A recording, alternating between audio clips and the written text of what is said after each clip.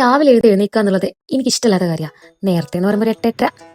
അതൊക്കെ പോട്ടെ, എഴുന്നേറ്റ് കഴിഞ്ഞിട്ട് പല്ല് തേക്ക് കഴിഞ്ഞിട്ട് ഒരു സാധനം ഉണ്ടല്ലോ, മുഖം കഴുകല്. അത് ഭയങ്കര ഇടങ്ങാറാ. മുഖം കഴുകിയാൽ ഉറക്കം പോയാൽ പിന്നെ അന്നത്തെ ദിവസം പോയി. പിന്നെ അടുത്ത ടാസ്ക് ചായ കുടിക്കലാ. ചായക്ക് എന്ത് കടി ഉണ്ടെങ്കിലും അതിനെന്ത് കറി ഉണ്ടെങ്കിലും ഞാൻ പഞ്ചസാര ഉള്ള പറ. അതുകൊണ്ട് പിന്നെ എൻ്റെ ഹോസ്റ്റലിലെ താത്താർക്ക് ഭയങ്കര ഇഷ്ടമായിരുന്നേ. കറി ഉണ്ടാക്കി ഇടങ്ങാറാവണ്ട. പഞ്ചസാര തിന്നുന്നത് നല്ലതല്ലാന്ന് എനിക്കറിയാം, എന്നാലും രാവിലെ മധുരം കഴിച്ചാലേ ഒരു ഇതുണ്ടാവുള്ളൂ. അത് എഴുതിയിട്ടാണ് ഈ മധുരം കുത്തിക്കയറ്റുന്നത്.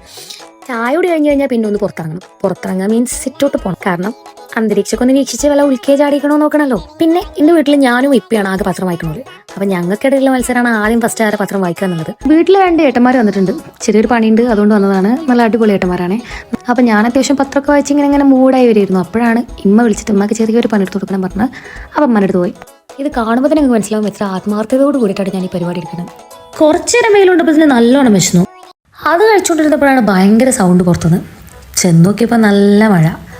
ആദ്യം എനിക്ക് ഉറപ്പായിരുന്നു ഞാൻ എന്തെങ്കിലും പണിയെടുക്കണമെന്ന് എന്തായാലും ഒരു മഴ പെയ്യുമെന്നുള്ളത്. മഴ കണ്ടപ്പോഴാണ് എനിക്കൊരു കാര്യം ഓർമ്മ വന്നത്. കഴിഞ്ഞ പ്രാവശ്യം ജൂണിൽ കോളേജ് തുറന്നപ്പോൾ ഞാനൊരു കുട വാങ്ങിയിരുന്നു. ഒന്നിനും പറ്റാത്തൊരു കുട.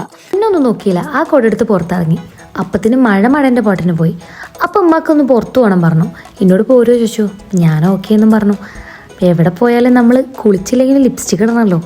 ലിപ്സ്റ്റിക്കൊക്കെ ഇട്ട് സെറ്റായി പുറത്തിറങ്ങി. എവിടെ പോണ പറഞ്ഞല്ലോ, തൊട്ടപ്പുറത്തെ കടയിൽ കടല വാങ്ങാൻ. എൻ്റെ അമ്മക്ക് ഇങ്ങനത്തെ ചില ക്രേവിങ്സ് ഒക്കെ ഉണ്ട്. ഞാൻ എൻ്റെ അപ്പാനോട് എപ്പോഴും പറയുന്ന കാര്യമാണ് ഇങ്ങനത്തെ ഒരു ബേക്കറി തുടങ്ങാൻ. ഇപ്പൊക്കറിയാം ഒരു സാധനം ഇതിന് പുറത്തേക്ക് വിൽക്കാൻ പറ്റൂലെന്ന്. അതുകൊണ്ട് ഇപ്പം അത് നമുക്ക് അടുക്കണില്ല. പിന്നെ പേരിലെത്തി കുളിയൊക്കെ കഴിഞ്ഞ് ഡ്രസ്സൊക്കെ മാറ്റി ഫുഡ് കഴിക്കാനായിരുന്നു.